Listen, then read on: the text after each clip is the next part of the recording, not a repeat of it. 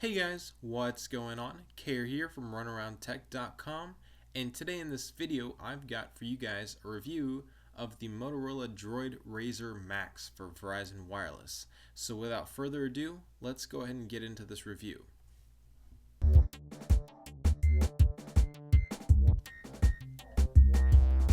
Alright guys, so here we are with the Motorola Droid RAZR Maxx.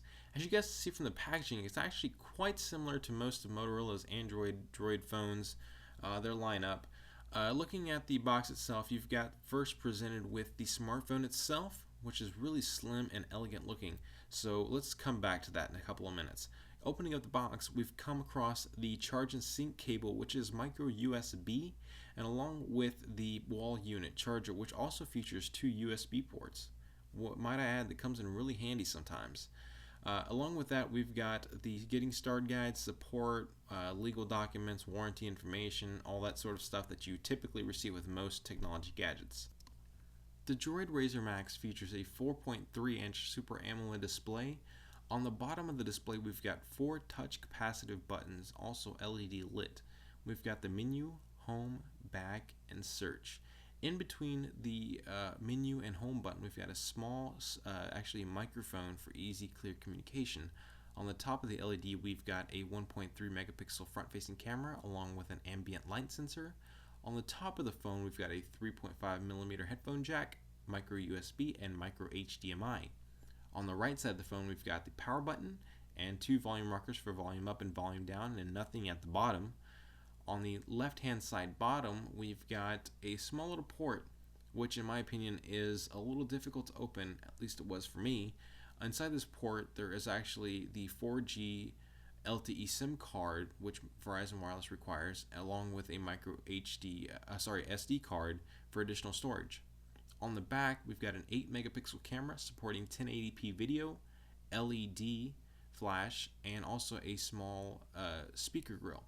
Now, the speaker actually looks quite small, but don't be fooled because it's very loud. As I mentioned just a few minutes ago, this has actually got Verizon's 4G LTE service.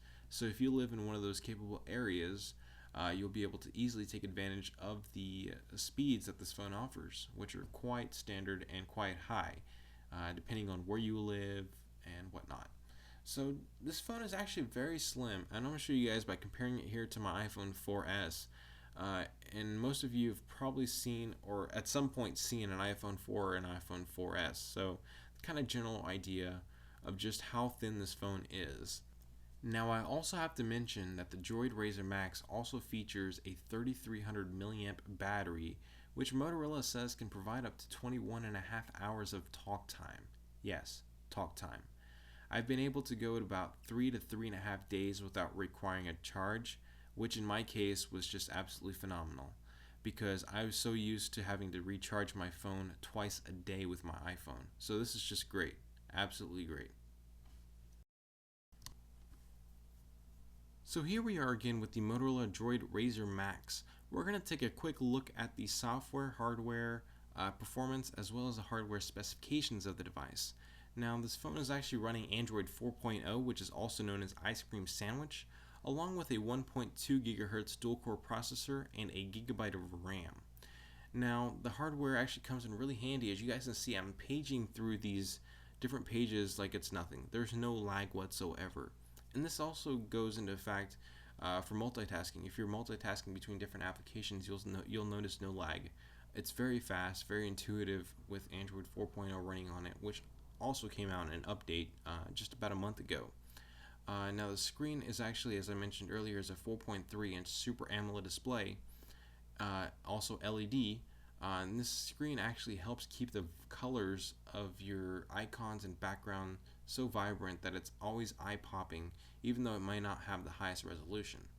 And this has been one of my favorite features of this phone, putting aside that the battery is super incredible at 3300 milliamps.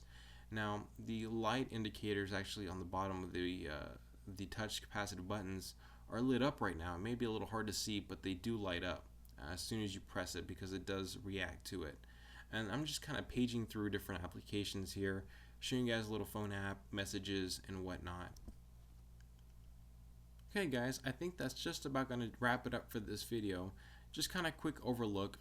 I've been very impressed with this phone so far.